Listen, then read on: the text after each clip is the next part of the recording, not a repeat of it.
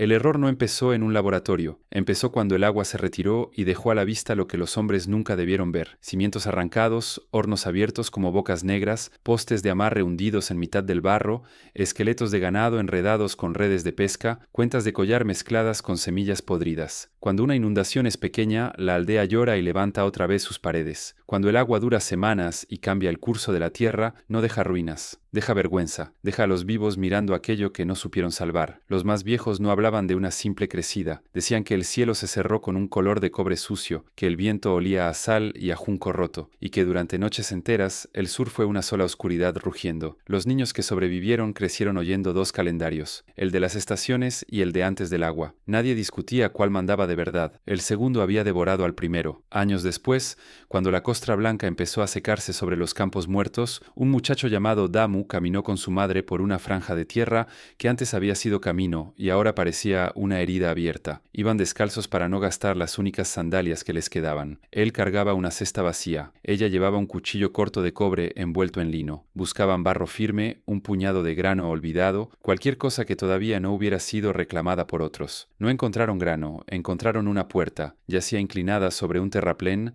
separada para siempre de la casa a la que había pertenecido. La madera, hinchada por la humedad, conservaba aún el travesaño sujeto por un cordel deshecho. La madre la miró largo rato. No lloró. Pasó dos dedos por la veta oscura y dijo: «Aquí vivía gente que pensó que iba a volver al anochecer». Damu no respondió. Tenía 14 años y había aprendido demasiado pronto que, después del hambre, las palabras debían gastarse como el aceite, con cuidado. Miró la puerta un instante más, como si temiera que al tocarla también él pudiera pertenecerle a una casa muerta. Siguieron andando. Al mediodía vieron pasar a otros supervivientes por la llanura baja, familias enteras con esteras al hombro, cabras flacas atadas con cuerda de palma, niños con las rodillas cuarteadas por el barro seco, ancianos arrastrados en trineos de madera. Nadie viajaba por orgullo. Todos lo hacían porque el agua no solo había matado, también había desordenado el mundo. Donde antes corría un canal, ahora dormía una lengua de limo. Donde antes se sembraba cebada, la sal mordía la tierra. Las aldeas cercanas al gran río habían quedado rotas como vasijas cocidas, demasiado rápido. Fue entre esos desplazados donde empezó a repetirse un nombre: Eridu. No se pronunciaba como se pronuncia una ciudad, se decía como se dice una posibilidad, como una palabra que todavía no existe del todo, pero ya obliga a caminar. Unos afirmaban que al sur, junto a las aguas tranquilas y los juncales espesos, ciertos señores habían levantado almacenes secos sobre plataformas de ladrillo. Otros juraban que allí había pozos limpios, medidores de grano, hornos que no se inundaban y escribas capaces de contar no solo los sacos, sino también los nacimientos y las deudas. Algunos susurraban algo más inquietante, que en ese lugar mandaban hombres a quienes ya no llamaban jefes, sino dioses. La madre de Damu escupió al barro cuando oyó esa palabra. Dioses son los que comen mientras otros se arrodillan. No era una blasfemia, era memoria, porque incluso antes del agua ya existían hombres demasiado altos sobre los demás, hombres perfumados con aceites traídos de lejos, hombres cuyas uñas no conocían la arcilla, cuyas mujeres dormían sobre lana fina, cuyos servidores bajaban la mirada antes de hablar. Después del desastre, esos hombres no desaparecieron, solo cambiaron de forma. La ruina los volvió más peligrosos. En la abundancia, un amo puede parecer una costumbre. En el hambre, se convierte en destino. Al caer la tarde, Damu y su madre llegaron a un antiguo embarcadero hundido. Allí dormían ya otras 6 personas bajo una cubierta de cañas. Un anciano con los labios cuarteados pidió agua. Una mujer daba pecho a un niño que no tragaba bien. 2 hermanos discutían en voz baja si vender su última cabra o comérsela antes de que alguien se la quitara. Todo olía a sudor rancio, pez seco y barro caliente. Entonces apareció el hombre del brazalete. No venía solo. Detrás de él caminaban 4 cargadores y un joven que protegía bajo una tela una tablilla de arcilla todavía húmeda. El hombre llevaba la barba peinada con grasa perfumada y un brazalete ancho en el brazo izquierdo, bruñido hasta devolver el último sol del día. No parecía un guerrero, parecía algo peor. Parecía alguien acostumbrado a decidir quién comía y quién esperaba. Se detuvo frente al grupo como si ya supiera cuántos eran, cuánto podían cargar y cuánto tardarían en obedecer. Eridu recibe manos, dijo, las que sepan cavar, cargar, tejer, coser ladrillo o callar. Nadie preguntó qué recibirían a cambio. El hambre convierte ciertas ofertas en órdenes. El hombre habló de trabajo al sur, de raciones medidas, de techos secos, de campos que volverían a vivir si se obedecían las nuevas marcas del agua. Habló de canales trazados otra vez por los grandes señores. Habló del fin del desorden, pero Damu no escuchó la promesa. Escuchó la palabra escondida dentro de todas las demás: obedecer. Aquella noche casi nadie durmió. El barro todavía guardaba el calor del día. Los insectos rozaban la oscuridad como chispas invisibles. Desde lejos llegaba el grito áspero de un ave de pantano. La madre de Damu permaneció sentada, con el cuchillo de cobre entre las rodillas y los ojos abiertos,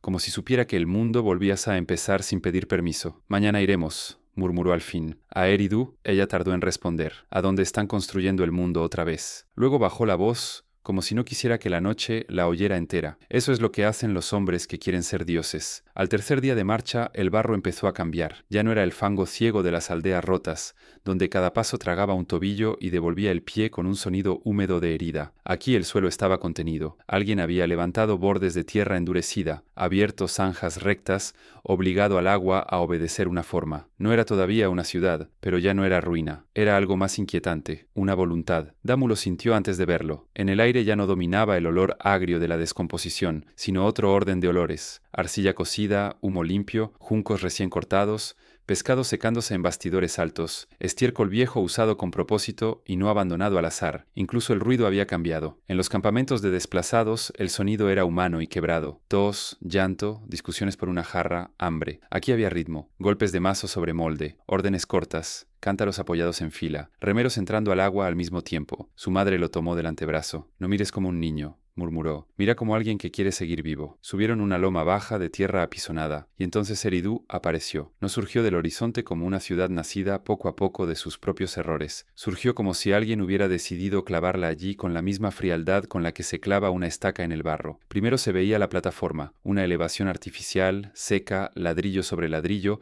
arrebatándole altura a la llanura húmeda. Luego los almacenes de muros gruesos, sin ventanas bajas, protegidos contra la crecida y el robo. Más allá, patios de trabajo, corrales, hornos, rampas de carga, canales trazados con una precisión que no parecía campesina, y dominándolo todo, al fondo, una gran estructura escalonada, aún incompleta, recortada contra la luz blanca de la tarde como la espalda de una bestia inmóvil. Damu no tenía palabra para lo que sentía. No era admiración, era otra cosa, la vergüenza de comprender que otros habían vuelto a empezar antes que ellos. A la entrada no había muralla, pero sí control. Dos hombres con lanzas cortas vigilaban el paso desde una caseta de cañas endurecidas con barro. No llevaban adornos de guerra. Llevaban tablillas. Uno preguntaba nombres, el otro contaba brazos útiles, niños, ancianos, animales, herramientas. A cada grupo lo marcaban con una señal de pigmento oscuro sobre una cuerda de fibra que luego ataban a la muñeca del jefe de familia. Cuando llegó su turno, el escriba ni siquiera levantó la vista al principio. ¿Cuántos? 2. Respondió la madre de Damu. ¿Varones útiles? 1. Entonces el hombre alzó la cabeza y miró a Damu como se mira un saco de grano para calcular su peso. Edad: 14 lluvias largas, quizá 15. El escriba hizo una muesca en la tablilla. Puede cargar, cavar, girar torno, cortar caña, limpiar canal. No era una pregunta, era destino pronunciado en voz seca. La madre apretó la mandíbula. También sabe contar hasta 100 y distinguir cebada buena de podrida. El escriba la observó por primera vez con una atención distinta.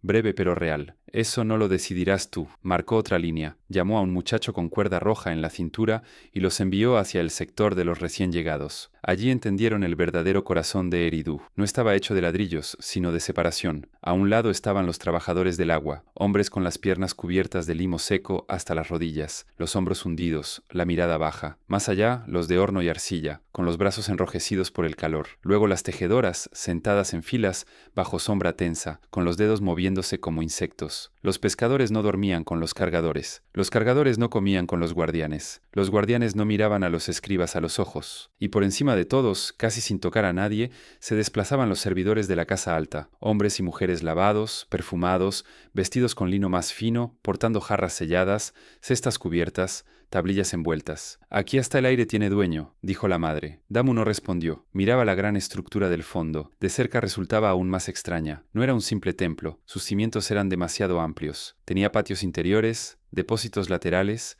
una rampa ancha para subir carga, desagües pensados para resistir estación tras estación. En la parte alta, donde el sol golpeaba la arcilla hasta volverla casi blanca, se veían figuras moverse detrás de cortinas de lino. Ninguna descendía al barro. ¿Quién vive allí?, preguntó Damu a un muchacho que apilaba cestas. El otro soltó una risa sin humor. Los que no viven, los que mandan. ¿Sacerdotes? A veces escriben, a veces ordenan, a veces comen mientras el resto espera. Llámalos como quieras. Aquí muchos los llaman señores, otros dioses. La palabra cayó entre ambos como una piedra en agua inmóvil. Esa noche les dieron una estera, media ración de cebada cocida y un espacio junto a otras 20 personas bajo una cubierta común. Nadie habló demasiado. El cansancio era más fuerte que la curiosidad. Pero antes de dormirse, Damu vio algo que no olvidaría. Desde la terraza alta descendió una pequeña procesión de servidores con lámparas de aceite. En medio iba un hombre de barba negra cuidadosamente trenzada, con el cuello untado en perfume y un manto tan limpio que parecía no haber conocido nunca el viento del sur. Caminaba despacio, sin mirar a nadie,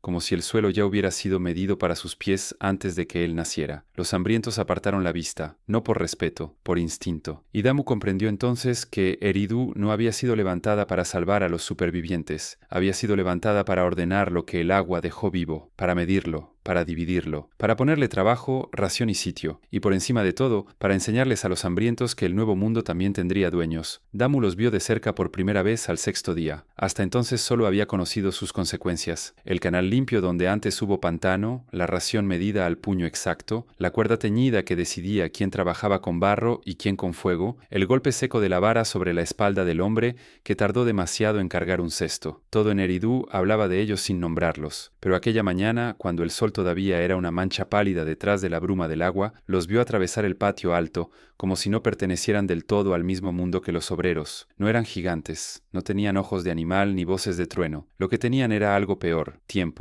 Tiempo para bañarse mientras otros corrían, tiempo para perfumarse mientras otros sudaban, tiempo para discutir el grosor de un lino mientras abajo 100 hombres hundían las piernas en el canal. Vestían lana fina y telas que apenas rozaban el polvo. Sus barbas estaban peinadas con aceite. Algunas mujeres llevaban los párpados oscurecidos con mineral molido y brazaletes de oro que sonaban apenas al mover la mano. Ninguno cargaba nada, ninguno alzaba la voz, no lo necesitaban. A su alrededor, los servidores se apresuraban con jarras, rollos de junco, pequeños cofres, bandejas cubiertas con paños. A esa distancia, todo parecía ceremonia, pero Damu ya empezaba a entender que, en Eridu, la ceremonia era una forma de gobierno. «No los mires fijo», susurró su madre, inclinada sobre una cesta de arcilla húmeda. «Los hombres poderosos sienten la mirada como otros sienten el cuchillo. ¿Por qué los llaman dioses?». Ella siguió trabajando unos segundos antes de responder. «Porque el hambre necesita nombres grandes para obedecer mejor». No todos usaban la palabra del mismo modo. Entre los cargadores se decía con miedo, entre las tejedoras con resentimiento, entre los guardianes con disciplina aprendida, entre los escribas jóvenes con una mezcla de devoción y ambición, como si nombrarlos así les permitiera acercarse un poco a su mesa. Damu empezó a notar las diferencias entre ellos. Había unos que descendían rara vez y solo para inspeccionar. Eran secos, cuidadosos con la distancia,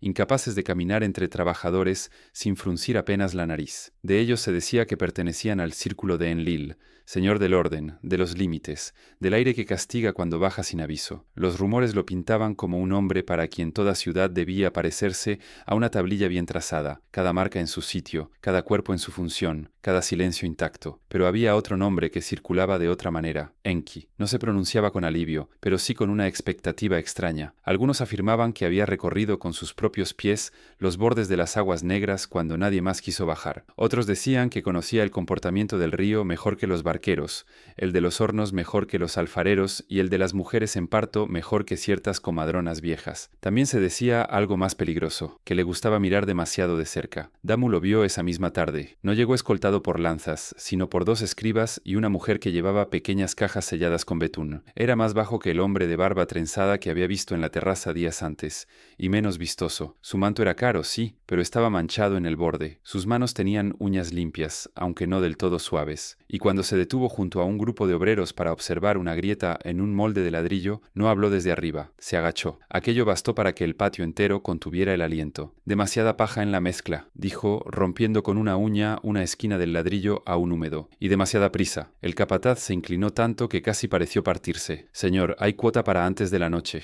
Enki levantó la vista, y en su rostro no hubo benevolencia, hubo cálculo. Entonces cambia la cuota, no el barro. Un muro mal hecho mata después de que el responsable ya ha comido. Damu no supo por qué esa frase le golpeó más que una vara. Quizá porque sonaba a verdad. Quizá porque en una ciudad donde todos mandaban sin tocar nada, aquel hombre había tocado el ladrillo. Quizá porque por un instante sintió algo peor que miedo, la tentación de admirarlo. Al anochecer, en el sector bajo, empezaron las historias. Que Enki bebía más vino del que un hombre prudente debía beber, que dormía a veces entre mapas y tablillas, que tomaba amantes sin preguntar de qué casa venían, que discutía con sacerdotes mayores, que se interesaba demasiado por los nacimientos, los cuerpos enfermos, los hijos que sobrevivían donde no debían y los que morían sin explicación. Provocador, brillante, impuro para unos, necesario para otros. Ese tipo de hombre trae progreso o ruina, murmuró la madre de Damu mientras dividía la ración de la noche. A veces ambas cosas. Damu miró hacia la casa alta, donde ardían lámparas detrás de telas claras, y por primera vez entendió que aquellos seres llamados dioses no estaban separados de los hombres por el cielo, estaban separados por el saber, por la costumbre de mandar, por el lujo, por la impunidad y también por algo más íntimo,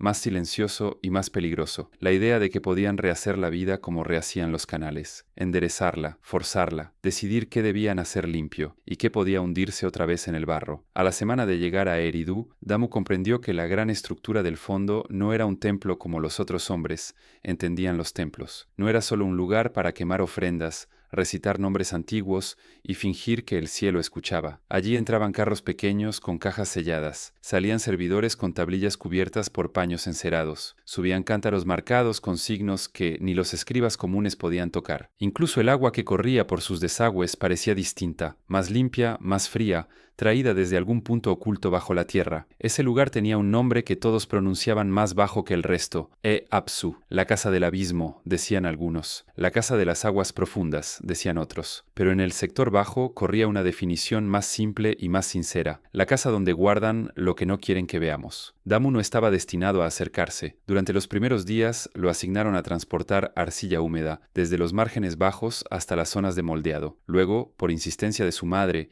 y porque había demostrado saber contar sin mover los labios, lo pasaron a una cuadrilla menor. Limpieza de patios altos, traslado de jarras, control de cestas ya registradas. No era un privilegio, era una proximidad peligrosa. Desde allí pudo observar mejor el Apsu. Su base se alzaba sobre una plataforma ancha, seca incluso después de la llovizna. Tenía muros más gruesos que los almacenes comunes, sin aperturas bajas que permitieran robo o indiscreción. En los laterales había cámaras angostas con puertas de madera reforzada, cada una sellada con betún oscuro y cuerda trenzada. A ciertas horas del día, 2 guardianes abrían una sola hoja, dejaban entrar a un escriba o a un portador de caja y volvían a sellarla antes de que el polvo terminara de bajar. También estaban los conductos. No eran zanjas improvisadas, sino canales estrechos cubiertos en parte que llevaban agua hacia depósitos internos y luego la expulsaban por salidas separadas. Aquello impresionó a Damu más que los muros. En las aldeas destruidas, el agua había sido una enemiga. Allí alguien la había obligado a servir, con paciencia de artesano, con precisión de escriba, con voluntad de verdugo. Una mañana le ordenaron acompañar a 2 hombres mayores con una serie de jarras selladas. No debía hablar, no debía mirar demasiado, no debía detenerse. Las instrucciones fueron tan numerosas que, al oírlas,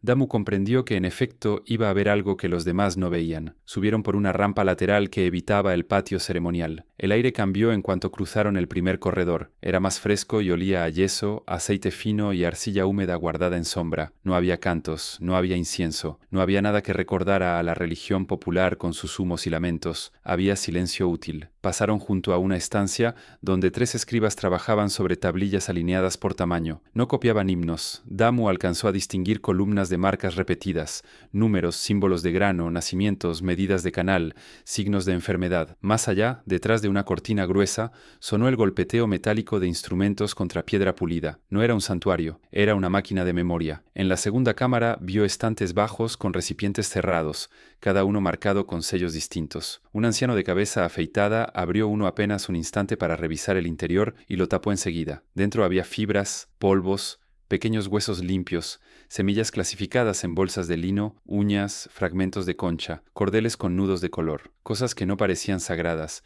pero que alguien consideraba demasiado valiosas para mezclarlas con la vida común. Damu sintió un impulso absurdo de mirar más, no por rebeldía, por hambre de saber. Más rápido, ordenó uno de los portadores. Damu bajó la vista y siguió andando. Al fondo del corredor principal había otra puerta, más alta, custodiada por dos hombres inmóviles con lanzas cortas. Sobre el marco, grabado en yeso endurecido, aparecía el signo del agua profunda. Nadie sin autorización cruzaba allí. Desde el otro lado llegaban voces amortiguadas. Una era serena, precisa. La otra respondía con una tensión tan contenida que parecía afilar el aire. Damu reconoció la primera antes de verla. Enki. No alcanzó a distinguir las palabras, pero sí el tono. No era el de un sacerdote recitando. Era el de un hombre discutiendo con otro sobre algo que debía funcionar. Como si la ciudad entera no fuese más que una prueba todavía incompleta. Como si abajo no vivieran personas, sino materiales. Cuando dejaron las jarras y salieron de nuevo a la luz, el sol le pareció más crudo que antes. El ruido del patio bajo volvió a caer sobre él. Barro, gritos, carga, fatiga. Sin embargo, algo ya había cambiado. Ahora sabía que Eridu no se sostenía solo por el trabajo de los hambrientos, se sostenía también por lo que se guardaba arriba, por cuentas, por cuerpos observados, por mezclas medidas, por cosas nombradas en secreto, y comprendió algo más oscuro todavía. Si los hombres de la casa alta eran llamados dioses, no era porque hubieran descendido del cielo, era porque poseían el lugar donde se decidía qué debía saberse y qué debía permanecer enterrado para siempre. En Eridu nada tardaba en revelar su precio. Damu lo entendió cuando empezaron a vaciarse las cuadrillas. No ocurrió de golpe. Nadie tocó un cuerno para anunciar que la ciudad se estaba quedando sin manos. Fue peor. Primero faltó un hombre en la zanja del canal oriental, luego dos mujeres en la fila de molienda, después un cargador de arcilla que la víspera todavía reía con la boca llena de cebada aguada y al amanecer ya no pudo levantarse. Más tarde comenzó la sustitución. Ancianos puestos a vigilar donde antes trabajaban jóvenes, muchachos enviados al barro profundo antes de que sus hombros terminaran de abrirse, mujeres recién paridas obligadas a volver al telar con la leche,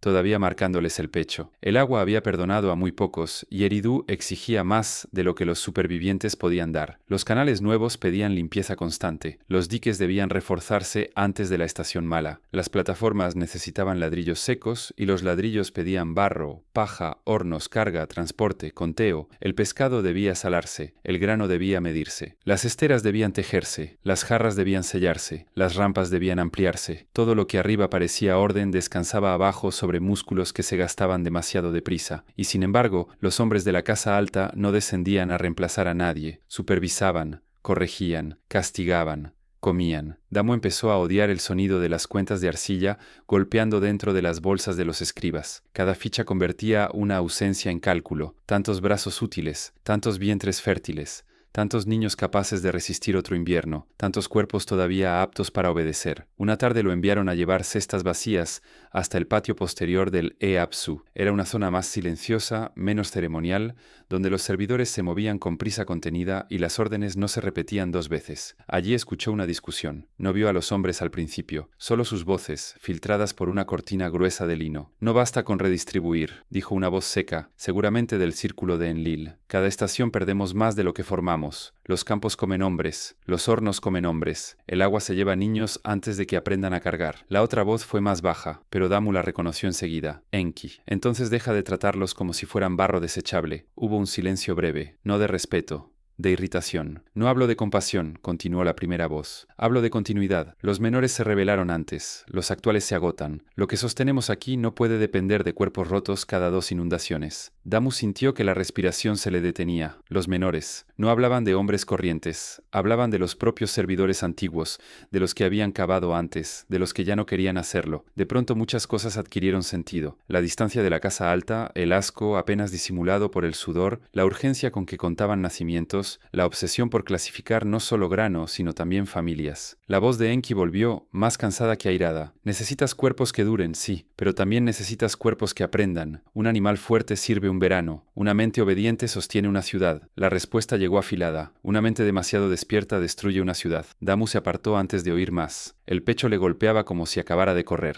Llevó las cestas a donde le ordenaron y regresó al sector bajo, con una sensación nueva, más amarga que el miedo. Aquella noche observó las filas para la ración como si nunca las hubiera visto de verdad. Las mujeres eran separadas por edad, los niños por robustez, Los hombres, por fuerza, resistencia y oficio. Los enfermos desaparecían rápido del registro. Los recién llegados eran interrogados por parentesco, origen, número de partos, pérdidas, deformidades, gemelos, muertes tempranas. No era administración, era selección. Su madre, que llevaba días en un taller de fibras y conocía mejor que él la forma en que los poderosos miran un cuerpo útil, le confirmó lo que ya sospechaba. Nos están estudiando. Damu la miró sin hablar. Ella continuó, con la voz tan baja que casi parecía guardarla de la noche. Hoy vino una mujer del recinto alto. No llevaba incienso ni amuletos, llevaba tablillas. Preguntó qué muchachas menstruan ya, cuáles perdieron hijos, cuáles tienen caderas anchas, cuáles paren rápido, cuáles enferman menos. No busca rezar por nosotras, busca contarnos cómo se cuenta ganado. Damu sintió un frío breve en la nuca. ¿Para qué? Ella tardó en responder. Porque los dioses de verdad no crean del aire, crean organizando la carne de otros. Esa noche desde la terraza alta bajó música, no una música de fiesta popular, sino una pulsación lenta de cuerda y percusión leve, acompañando una cena que nadie del barro vería. El olor del asado llegó hasta las cubiertas comunes. También el perfume, también la risa breve de una mujer. Mientras abajo un niño tosía sangre en una estera, arriba discutían, bebían y decidían cuántos cuerpos más necesitaba el nuevo mundo. Y fue allí, con el hambre apretándole el estómago y el olor de la grasa buena suspendido sobre la oscuridad, cuando Damu comprendió el verdadero problema de Eridu. No era que faltara comida, no era que faltara tierra, no era siquiera que el agua hubiera arruinado el sur. El problema era más frío. Los hombres que habían reconstruido la ciudad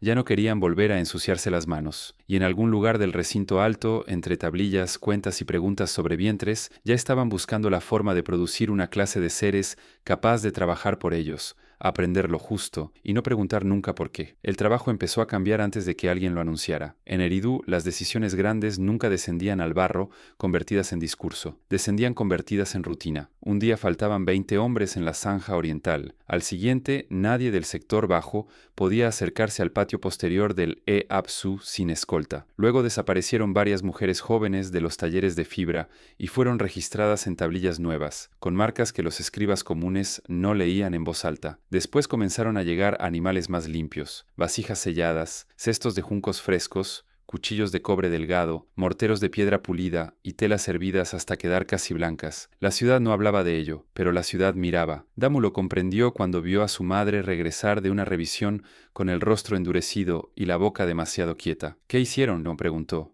Ella tardó unos segundos en contestar. Preguntas, medidas, sangre, cabello, dientes. Miran caderas, brazos, cicatrices, la anchura del cráneo como si estuvieran comprando bueyes. Y anotan todo. ¿Para elegir mujeres? Para elegir cuerpos, corrigió ella. Las mujeres son solo una parte del cálculo. La frase se le quedó clavada a Damu durante días. No tardó en entender por qué. Una madrugada, mientras llevaba una cesta de arcilla fina hacia una sala lateral del E-Apsu, vio salir a 2 servidores con un pequeño bulto envuelto en lino. No era una ofrenda, no era alimento, era demasiado liviano y estaba sostenido con el cuidado rígido que se tiene ante algo que ha fallado. Detrás venía una mujer mayor, con los antebrazos lavados hasta el codo y una expresión vacía de agotamiento. Ni lloraba ni rezaba, solo caminaba. Esa misma tarde apareció otro bulto, y luego otro. No todas las pérdidas llegaban a verse. Muchas eran borradas antes del amanecer, pero en el sector bajo empezó a correr un rumor sordo. En la casa del secreto estaban intentando producir una nueva línea de trabajadores, no nacidos al azar de la miseria, sino seleccionados, cruzados, corregidos. Primero fueron niños que apenas respiraban, luego criaturas que crecían, pero no se sostenían solas. Después cuerpos fuertes y fértiles a medias, incapaces de engendrar continuidad. Más tarde jóvenes robustos, dóciles pero lentos, como si obedecieran la orden y no comprendieran el propósito. No eran monstruos. Esa era la parte más terrible. Eran casi humanos, lo bastante próximos para inquietar, lo bastante incompletos para no servir. Enki comenzó a bajar con más frecuencia. Damu lo veía atravesar los patios con tablillas apretadas contra el pecho, oliendo a vino viejo y aceite fino, la barba menos ordenada que de costumbre. Ya no discutía solo con sacerdotes o capataces, discutía con el tiempo, con el fracaso, con aquello que no terminaba de encajar entre lo que querían fabricar y lo que la carne real permitía. Una vez, desde un corredor lateral, Damu lo oyó hablar con una mujer del recinto alto, probablemente una partera o una cuidadora de nacimientos. El cuerpo resiste, pero no fija la línea, dijo ella. Entonces cambia la combinación, respondió Enki. Ya lo hicimos 2 veces. Hazlo una tercera. La tercera dio fuerza y esterilidad. Hubo una pausa. Después la mujer añadió algo aún peor. La cuarta aprende órdenes simples, pero no abstrae. Trabaja así, pero solo mientras ve el gesto. Cuando el gesto desaparece, se queda quieto. Damu no entendió cada palabra, pero entendió el sentido. No estaban intentando criar mano de obra, estaban intentando diseñarla. Querían fuerza sin orgullo, aprendizaje sin ambición, memoria sin rebeldía. Querían lo imposible. Pasaron semanas. El barro siguió llegando, los hornos siguieron encendidos, los canales siguieron tragándose piernas humanas, pero en el centro invisible de Eridu ocurría otra clase de trabajo, más lento, más silencioso, más decisivo. No el de reconstruir muros, sino el de corregir la vida. Y entonces apareció el niño. No descendió envuelto en ceremonia. No fue presentado con cantos. Damu lo vio una tarde en el patio interior del Apsu, de la mano de una mujer vestida con lino claro. Debía de tener 7 u 8 años. Caminaba con equilibrio, su mirada no vagaba, observaba, no con la ansiedad torpe de los niños del barro, sino con una atención concentrada, casi incómoda. Se detuvo frente a una jarra rota, la miró un instante y antes de que nadie dijera nada, señaló con el dedo el borde más débil, como si hubiera entendido por qué se había quebrado. Enki, que estaba cerca, sonrió apenas. No fue una sonrisa tierna, fue la expresión contenida de un hombre que por fin ve funcionar aquello en lo que ha enterrado demasiados años. ¿Quién es?, susurró Damu al muchacho que barría junto a él. El otro no apartó la vista del suelo. Dicen que tiene nombre nuevo. ¿Cuál? El muchacho tragó saliva. A Damu. Damu volvió a mirar al niño. No parecía un dios. No parecía un príncipe, ni siquiera parecía especial desde lejos, y sin embargo sintió un frío breve bajo la piel, como si acabara de ver una puerta abrirse hacia algo que todavía no tenía forma, pero ya tenía dueño, porque comprendió que estaba mirando algo que cambiaría más que Eridu. Por primera vez, los señores de la Casa Alta no habían obtenido solo un cuerpo que cargara, habían obtenido un ser capaz de aprender, recordar y servir dentro de los límites que otro trazara para él. Durante un tiempo, todos en Eridu creyeron que Adamu era la respuesta, no porque lo anunciaran desde la Casa Alta, sino porque el cambio empezó a notarse en cosas pequeñas, y en una ciudad levantada sobre cálculo, las cosas pequeñas son las primeras en delatar una revolución. El muchacho aprendía con una velocidad que inquietaba incluso a quienes lo habían diseñado. No repetía solo un gesto, entendía la secuencia. No cargaba una jarra porque se lo ordenaran, recordaba a dónde iba, para qué servía, qué ocurría si se demoraba y qué podía romperse si el trayecto salía mal. Veía una tarea una vez y a la segunda ya corregía errores que otros obreros seguían cometiendo después de meses. Eso, por sí solo, habría bastado para convertirlo en un triunfo. Pero no fue eso lo que asustó a Enki. Fue otra cosa. Una tarde, mientras Damu barría polvo seco del corredor lateral del Eapsu, vio a Adamu sentado en el suelo con una tablilla descartada sobre las rodillas. No estaba jugando. Tampoco copiaba torpemente, como hacen los niños cuando imitan lo que no comprenden. Trazaba signos simples con una caña afilada, los miraba, los borraba con el pulgar y volvía a escribirlos en otro orden. Un escriba joven se detuvo al verlo. ¿Quién te enseñó eso? Adamu alzó la vista. Nadie. Entonces, ¿por qué lo haces? El niño señaló 3 marcas alineadas, porque si esta significa cebada y esta significa jarra, juntas no dicen lo mismo que separadas. El escriba se quedó inmóvil. Damu también. Sintió un vacío breve bajo las costillas. Aquello no era memoria, no era obediencia, ni siquiera era aprendizaje acelerado, era relación. Era una mente que no solo retenía el mundo, sino que empezaba a reorganizarlo por dentro. La noticia subió rápido. 2 días después, Adamu fue llevado a una sala interior donde Enki y otros hombres del recinto alto empezaron a probarlo como se prueba un instrumento nuevo, del que todavía no se conoce el alcance. Le mostraban herramientas desconocidas y él deducía su uso por peso y forma. Cambiaban el curso de un pequeño canal de barro sobre una mesa de ensayo y él anticipaba dónde cedería la pared. Le daban 3 medidas de grano y una vasija desigual, y el muchacho encontraba cómo repartir sin desperdicio. Hasta ahí seguía siendo un prodigio útil. Luego vino la pregunta que nadie había previsto. Enki señaló desde una ventana alta a las cuadrillas del sector bajo y preguntó: ¿para qué sirven ellos? Adamu miró a los cargadores, a las tejedoras, a los hombres hundidos hasta la rodilla en la zanja. Para sostener la ciudad. ¿Y para qué sirve la ciudad? El muchacho tardó apenas un instante. Para sostener a quienes mandan. Nadie habló. No había insolencia en su voz, solo comprensión. Y eso fue peor. En los días siguientes aparecieron otras señales. Adamu no solo aprendía, comparaba. Veía que los trabajadores comían después de los escribas. Veía que el agua más limpia subía a la casa alta. Veía que ciertos niños desaparecían del registro cuando nacían débiles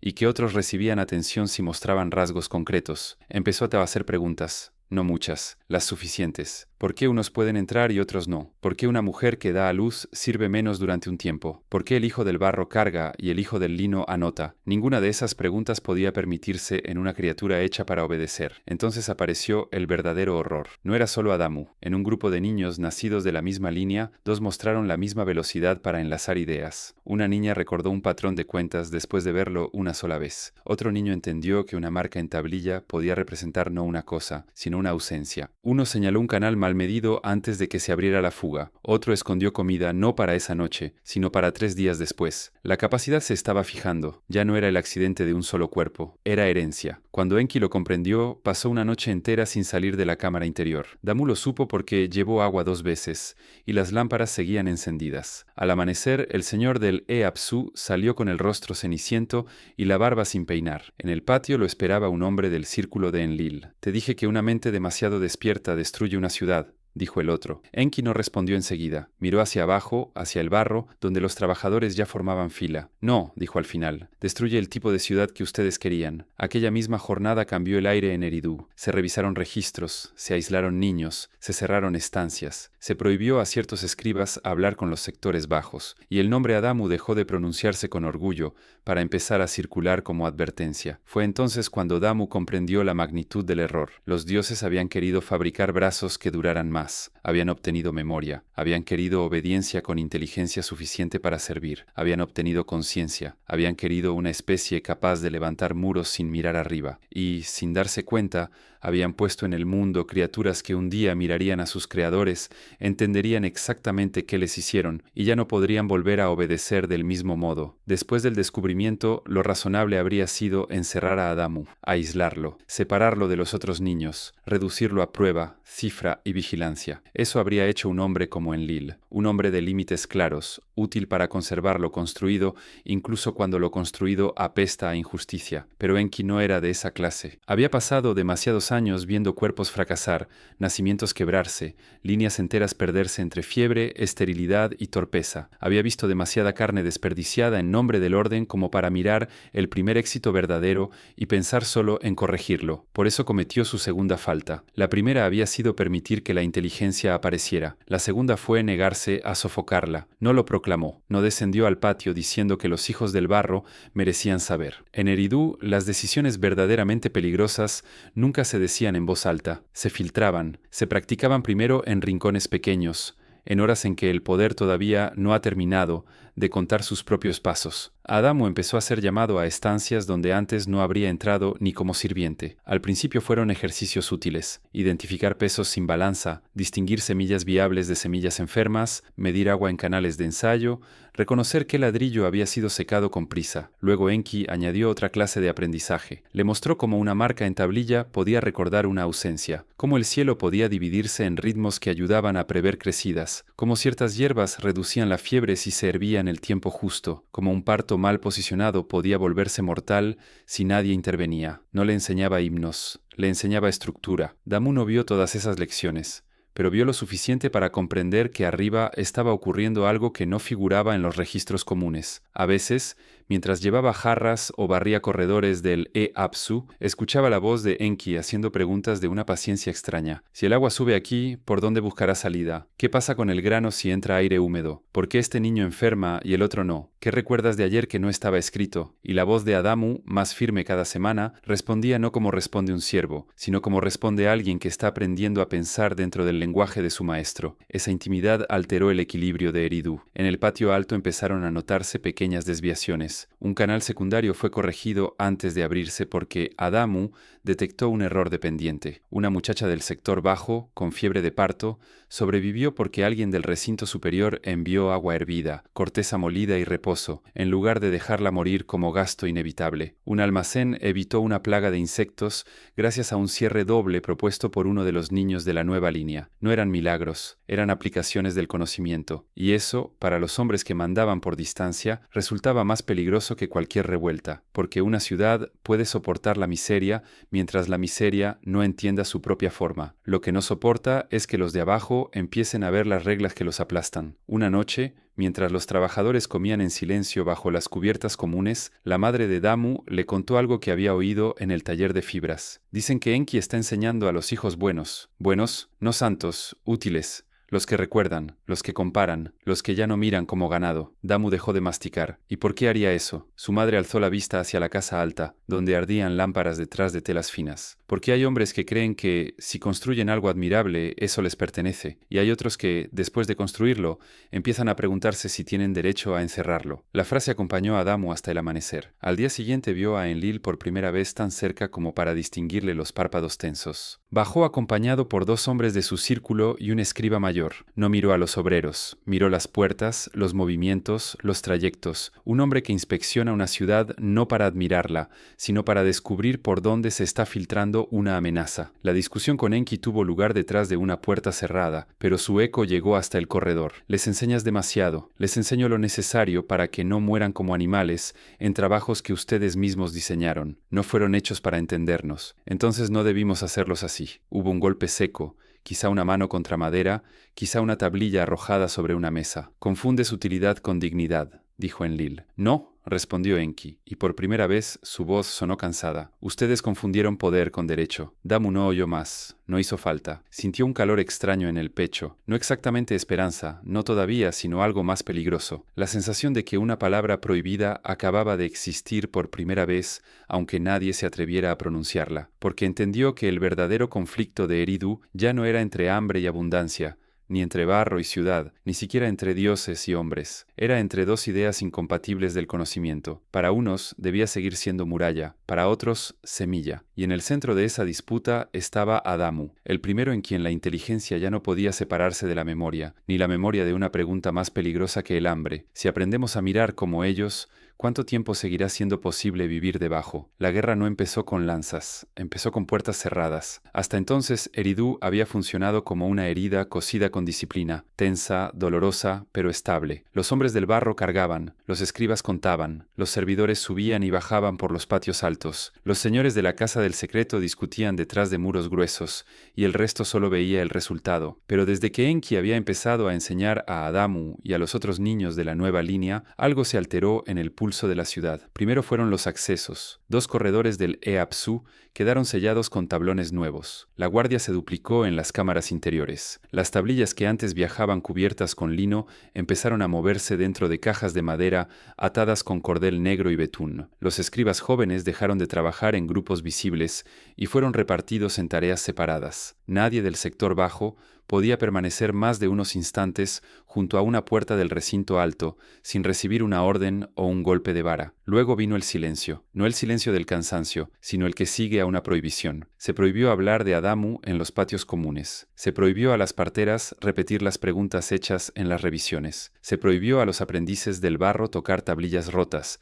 incluso las descartadas. Se prohibió, sobre todo, repetir ciertas preguntas delante de los niños. Damu advirtió el cambio enseguida. Ya no era solo una ciudad ordenada por jerarquías, era una ciudad vigilada contra una idea. Una noche, mientras ayudaba a descargar jarras vacías detrás de los depósitos laterales, vio a Enki salir de una cámara con el rostro rígido y una tablilla bajo el brazo. Tras él venía un sacerdote viejo del círculo de Enlil, con la boca afilada por la indignación. «Has confundido compasión con contagio», dijo el anciano. Enki ni siquiera se volvió. «No, he descubierto que el conocimiento se propaga más rápido que el miedo, y por eso precisamente debe ser cortado. Corta una lengua y aprenderán a hablar con signos. Cierra una sala y recordarán la puerta». El sacerdote dio un paso adelante. «Fuiste encargado de producir servidores». Enki se detuvo al fin. «No, fui encargado de resolver un problema. Ustedes esperaban herramientas. Lo que apareció fue otra cosa». Damu no oyó más, porque un guardia lo empujó con la culata de la lanza y lo obligó a seguir andando. Aún así, la frase le quedó ardiendo por dentro. Otra cosa. En los días siguientes, esa otra cosa empezó a moverse por la ciudad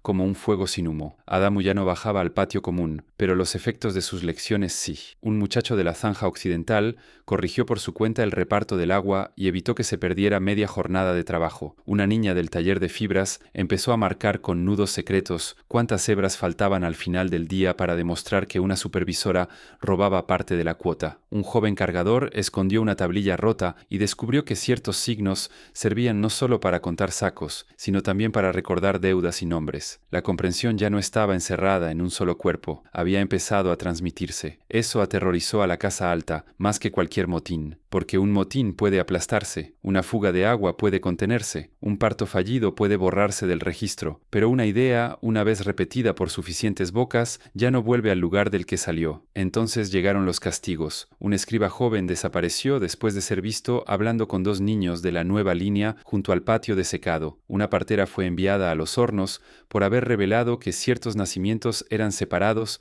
y clasificados antes de tocar el pecho de la madre. Un cargador perdió 3 dientes por esconder una tablilla fragmentada bajo su estera. Nadie habló de ejecuciones. En Eridu no hacía falta matar en público para sembrar obediencia. Bastaba con torcer el destino de un cuerpo y dejar que los demás imaginaran el resto. Sin embargo, cuanto más apretaban, más visible se volvía la división. Había sacerdotes que querían devolver el saber al encierro absoluto. Había servidores que obedecían por miedo pero escuchaban con hambre. Había mujeres que ya no podían ignorar que sus hijos eran observados como reservas de algo más grande. Y estaba Enki, cada vez más aislado, más vigilado y aún así incapaz de retroceder. Damu lo vio una vez al anochecer, solo en una terraza lateral del Apsu, mirando el sector bajo como si por fin comprendiera el peso real de lo que había hecho. No parecía un dios. Parecía un hombre demasiado inteligente para no reconocer que había roto el equilibrio de la ciudad y demasiado orgulloso para arrepentirse. Fue entonces cuando Damu entendió la forma verdadera de la guerra. No se luchaba por el grano, ni por el agua, ni siquiera por los cuerpos. Se luchaba por algo anterior a todo eso. ¿Quién tendría derecho a entender el mundo? Y una vez que esa pregunta empieza a circular entre los que nacieron abajo, ninguna muralla vuelve a ser del todo segura. La sentencia no llegó primero a los hombres, llegó al aire. En Eridu, antes de que un castigo se escribiera, antes de que un cuerpo desapareciera o una puerta quedara sellada, el aire cambiaba. Los corredores se vaciaban demasiado pronto. Los servidores bajaban la vista con una obediencia más rígida. Las conversaciones morían cuando alguien doblaba una esquina. Hasta los guardianes caminaban distinto, como si ya cargaran una orden que todavía no podía decirse en público. Damu lo sintió durante 3 días seguidos. Nadie del sector bajo fue llamado a tareas cercanas al Apsu. Las mujeres revisadas en semanas anteriores dejaron de aparecer en los patios comunes. Los niños de la nueva línea fueron retirados del trabajo visible. Incluso la música nocturna de la casa alta cesó, y ese silencio resultó más amenazante que cualquier tambor. Su madre fue la primera en decir lo que todos ya presentían. Han dejado de discutir cómo usarnos, murmuró mientras repartía una ración escasa entre ambos. Ahora discuten si conviene seguir teniéndonos. Damu la miró largo rato. No porque dudara, sino porque, una vez dicha en voz alta, la idea se volvía demasiado nítida para soportarla. Aquella noche lo enviaron con 2 jarras de agua y una cesta de lámparas de recambio al corredor exterior de la sala alta. No debía entrar, no debía escuchar, no debía levantar la vista. En Eridu, cuando las prohibiciones se multiplicaban tanto, era porque el poder ya no confiaba ni en sus propias paredes. La puerta estaba entornada lo justo para que el aire caliente del interior escapara al pasillo. Damu no vio todos los rostros, pero reconoció las voces. La de Enlil, seca, limpia, incapaz de temblar. La de un escriba mayor, que leía cifras como si la vida pudiera reducirse a columnas. La de una mujer del recinto médico, agotada por demasiados nacimientos vigilados. Y la de Enki, más ronca que otras veces, como si llevara noches enteras sin dormir de verdad. La línea ya no es estable en el sentido que se buscaba, decía el escriba. Aprende demasiado rápido, establece relaciones, conserva patrones, imita no solo tareas, sino criterios. Eso no es falla, respondió Enki. Es falla respecto a la función, replicó Enlil. Se oyó el golpe breve de una tablilla sobre la madera. La función era sostener la ciudad, continuó Enki, y la sostienen mejor que nadie. No, dijo Enlil, empiezan a comprender la ciudad. Hay diferencia. Damu sintió un frío seco en los dedos pese al calor del pasillo. Dentro la mujer habló con voz cansada. Los niños observados en esta estación repiten conductas sin instrucción directa, anticipan escasez, ocultan excedentes. Enseñan a otros. Las madres aprenden de ellos. Eso fue lo que más alteró el tono de la sala. No la inteligencia, no la memoria, sino la transmisión. Porque una criatura excepcional puede encerrarse, una línea heredable puede corregirse, pero una especie que empieza a enseñarse a sí misma deja de pertenecer del todo a quien la diseñó. Entonces hay 3 opciones, declaró Enlil. con la frialdad de quien enumera herramientas. Reducción, dispersión o esterilización parcial. Damu dejó de respirar por un instante. Cada palabra cayó con una claridad insoportable. Reducción, matar lo suficiente para quebrar la continuidad. Dispersión, separar líneas, mezclar grupos, destruir núcleos de aprendizaje. Esterilización parcial, impedir que la capacidad se fijara generación tras generación. No sonaban a castigo, sonaban a manejo de especie. Enki habló entonces, y por primera vez no lo hizo como investigador ni como señor del recinto. Habló como alguien que ya había cruzado una frontera interior. Si hacen eso, no preservarán el orden, solo preservarán el miedo por una estación más. Después tendrán lo mismo, pero más torpe, más hambriento y más violento. Prefiero torpeza a conciencia, respondió Enlil. Claro que sí, dijo Enki, porque la torpeza no pregunta quién come primero. La tensión se volvió tan espesa que incluso desde fuera parecía pegarse a la garganta. El escriba quiso intervenir con números. La mujer habló de riesgos de continuidad. Otro sacerdote dijo que el ruido de los hombres ya se extendía demasiado, no solo en voz, sino en pensamiento, que los hijos del barro empezaban a mirar las jerarquías como un problema y no como un destino. Entonces Enlil pronunció la frase que partió la noche en dos. Lo que fue hecho para servir no puede ser autorizado a juzgar a sus creadores. Damu entendió en ese instante que el juicio no era contra Adamu, ni contra los niños nuevos, ni contra los obreros que escondían tablillas o corregían canales por su cuenta. El juicio era contra la posibilidad misma de una humanidad despierta, contra la especie futura. Dentro de la sala, Enki respondió con una lentitud tan controlada que por eso mismo resultó más peligrosa. No los autorizó nadie. Ocurrió. Y ocurrió porque ustedes exigieron manos que duraran, mentes que aprendieran y cuerpos que sostuvieran un mundo más grande que su compasión. Nadie contestó enseguida. Solo se oyó el roce de tela, alguien cambiando de postura, quizá varios comprendiendo al mismo tiempo que la discusión había dejado de ser técnica. Ya no hablaban de mantener canales ni de clasificar nacimientos. Hablaban de si una creación seguía siendo propiedad cuando empezaba a comprender su propia condición. Damu retrocedió un paso. Las jarras le pesaban de pronto como piedra. Quería marcharse, pero otra frase lo clavó al suelo. Si no se corrige ahora, dijo Enlil, dentro de pocas generaciones no necesitarán nuestros registros, harán los suyos. No necesitarán nuestros cálculos, harán los suyos. Y cuando comprendan del todo de dónde vienen, no pedirán lugar, lo tomarán. Enki respondió casi en un susurro. Entonces quizá el error no estuvo en ellos. La puerta se abrió de golpe. Damu bajó la cabeza y se hizo pequeño junto a la pared. Pasó primero un guardia, luego el escriba, luego la mujer. Al final salió Enki. No lo miró directamente, pero al pasar junto a él dejó una sola frase, dicha sin detenerse. Cuida a tu madre y aprende a recordar sin tablilla. Damu tardó un instante en entender que aquello no era consejo, era aviso. Cuando regresó al sector bajo, la ciudad seguía en pie. Los hornos seguían ardiendo. El canal principal seguía corriendo entre sus muros medidos. Todo parecía intacto, pero ya no lo estaba, porque arriba, en la sala alta, los dioses habían dejado de discutir cómo gobernar a los hombres. Habían empezado a decidir si la humanidad, tal como estaban haciendo, debía ser corregida, o no llegar nunca a existir del todo. La destrucción no llegó en forma de incendio, llegó en forma de clasificación. Durante los días siguientes al juicio, Eridu no se volvió más ruidosa. Se volvió más limpia, más precisa, más peligrosa. Los guardias ya no gritaban tanto. Los escribas caminaban con tablillas nuevas, mejor selladas. Las órdenes descendían desde la casa alta sin aspereza visible, como si el poder hubiera comprendido que, cuando una ciudad va a hacer algo imperdonable, conviene hacerlo con manos tranquilas. Primero revisaron a los niños, no a todos, solo a ciertos grupos, los hijos de mujeres observadas, los nacidos tras las primeras correcciones, los que recordaban demasiado, los que hacían preguntas, los que, al ver una cuerda de nudos o una tablilla rota, no miraban el objeto como un resto de trabajo, sino como una forma de retener el mundo. A algunos los apartaron con suavidad, a otros los redistribuyeron en talleres lejanos. 2 desaparecieron del registro en la misma semana y sus madres recibieron raciones extras para comprar silencio. Luego llegaron a las mujeres. La madre de Damu volvió una noche con el rostro gris. Están separando linajes, dijo, sentándose sin quitarse el polvo de las piernas. Cambian parejas, cambian esteras, cambian sectores. Dicen que es por equilibrio, pero están mezclando para romper algo. Damu no necesitó preguntar qué, la continuidad, la posibilidad de que cierta lucidez siguiera reuniéndose en las mismas casas, en los mismos vientres, en las mismas generaciones. La ciudad no iba a matar a todos, iba a desordenarlos, a diluir la chispa hasta que pareciera accidente y no herencia. Y sin embargo, mientras ese plan descendía sobre Eridu como una red sin ruido, otra cosa empezó a moverse en dirección contraria. No vino de los sacerdotes menores, ni de los obreros hambrientos, vino de más arriba. Una tarde, un servidor viejo dejó caer junto a Damu una tablilla rota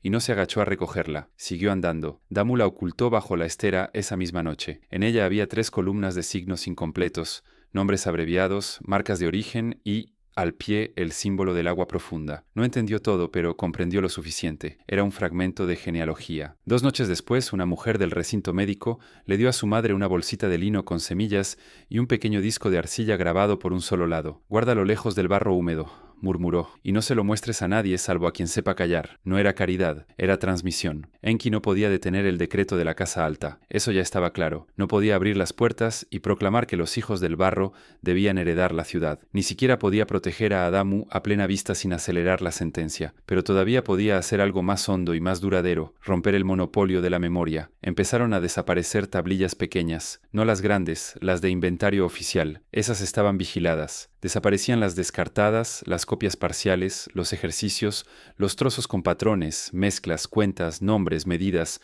observaciones de fiebre, nacimientos difíciles, ciclos del agua. También empezaron a salvarse niños, no con trompetas ni con huidas heroicas, con desajustes mínimos, un traslado mal anotado, una marca borrada, una familia enviada hacia un canal secundario en vez de un horno central, un nombre omitido en el conteo, una muchacha fértil registrada como enferma para sacarla del interés de los clasificadores, un niño rápido trasladado como ayudante de pesca lejos de las cámaras de observación. Todo era pequeño, todo era decisivo. Damu entendió su papel cuando Enki volvió a cruzarse con él al borde de un depósito lateral. El señor del Apsu ya no tenía la compostura de semanas atrás. Dormía poco, hablaba menos, y su manto olía tanto a aceite fino como a noches enteras junto a lámparas encendidas. «No podrás conservarlo todo», dijo Damu, sin saber de dónde sacaba valor para hablarle así. Enki lo miró con una tristeza sin ceremonia. «No hace falta conservarlo todo. Hace falta que sobreviva lo suficiente para que el resto pueda reconstruirse». Y a Damu, la pregunta quedó suspendida entre ambos. Enki tardó en contestar. «Un nombre puede perderse. Una capacidad, si encuentra cuerpos, no». Luego se inclinó apenas, como si hablara con un igual y no con un muchacho del barro. «Escucha bien. Lo que van a intentar borrar no es una persona, es una secuencia. Una manera de recordar, comparar, enseñar. Si eso huye de esta ciudad,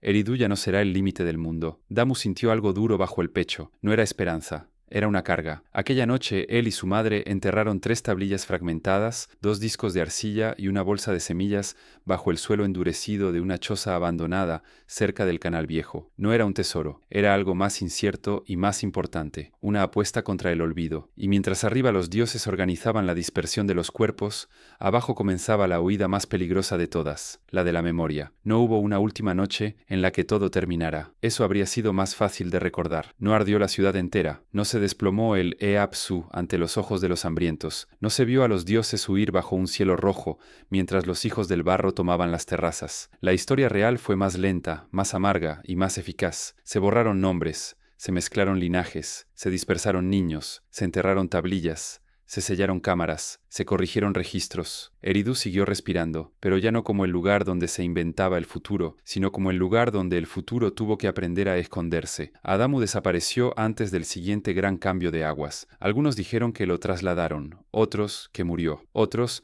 que nunca existió como individuo único, que fue solo el nombre dado a una línea, a una serie, a una posibilidad. Damu no volvió a verlo. Con el tiempo entendió que quizá eso también formaba parte del gesto final de Enki, dejar que el rostro se perdiera para que sobreviviera la capacidad, porque un hombre puede volverse leyenda, un nombre puede deformarse, pero una manera de pensar, si encuentra hijos, no muere con facilidad. Los años pasaron. La madre de Damu envejeció con el cuerpo encogido por el trabajo y la prudencia. Él mismo dejó de ser el muchacho que entró en Eridu con una cesta vacía y miedo en los ojos. Aprendió a leer algunas marcas, a esconder otras. Aprendió a distinguir cuándo una orden debía obedecerse y cuándo debía parecer obedecida. Aprendió también algo más precioso, que la memoria no siempre necesita un archivo visible. A veces sobrevive en una secuencia de gestos, en una frase repetida a media voz, en una semilla guardada fuera de estación, en una madre que enseña a su hijo a contar con nudos cuando ya no quedan tablillas. Eso fue lo que salvó a los descendientes del barro, no una victoria gloriosa, no una rebelión abierta, la transmisión. Una niña enseñando a otra a comparar 2 medidas antes de aceptar un reparto, un pescador explicando a su hijo dónde mirar el agua para prever una crecida, una mujer recordando qué mezcla calmaba la fiebre de parto, un muchacho copiando de memoria 3 signos en un trozo de arcilla húmeda antes de romperlo y arrojarlo al río. Con el tiempo, los grandes señores murieron como mueren todos los hombres, dejando más temor que ternura, más rastro administrativo que amor verdadero. Sus mantos se pudrieron, sus perfumes desaparecieron, sus nombres quedaron inscritos en registros que otros copiaron sin comprender ya del todo a quién servían. Incluso Enki, protector, culpable y traidor de su propia clase, terminó disolviéndose en relato. Para unos fue sabio, para otros corruptor, para algunos Dios, para otros el primer hombre poderoso que comprendió demasiado tarde que enseñar también es una forma de perder el dominio. Pero lo que soltó ya no pudo recogerse. La ciudad siguió cambiando, los canales se extendieron, las tablillas se multiplicaron, nuevas casas dominaron a las viejas, nuevos sacerdotes cubrieron con ritual lo que antes había sido observación, cálculo y miedo. Sin embargo, debajo de todo eso continuó la falla. La vieja falla. La especie hecha para servir había aprendido a recordar. La especie hecha para obedecer había aprendido a comparar. La especie diseñada para sostener el mundo de otros había empezado, lentamente, a construir el suyo. Damu comprendió la magnitud de aquello en su vejez. Una tarde en que vio a un niño trazar marcas sobre barro húmedo con una seguridad que nadie le había enseñado en público. No era de la casa alta, no descendía de escribas, era hijo de pescadores. Y aún así ordenaba signos, medía, corregía, preguntaba por qué una cifra cambiaba si cambiaba la vasija. Miraba el trabajo no como destino, sino como sistema. Entonces Damu supo la verdad final. El error genético que tanto temieron los dioses no había sido un fallo, había sido el nacimiento de la historia humana, porque desde aquel instante remoto, enterrado bajo el barro del sur, ya nada volvería a ser simple obediencia. Toda ciudad futura llevaría dentro la misma tensión. Toda jerarquía levantaría muros contra la pregunta. Todo poder intentaría administrar la memoria, y una y otra vez, en algún rincón, un hijo del barro aprendería demasiado. Eso fue lo que quedó de Eridu. No solo ladrillos, no solo canales, no solo el recuerdo deformado de dioses antiguos. Quedó una herencia más peligrosa, la conciencia de que el mundo puede entenderse, y que quien lo entiende acaba, tarde o temprano,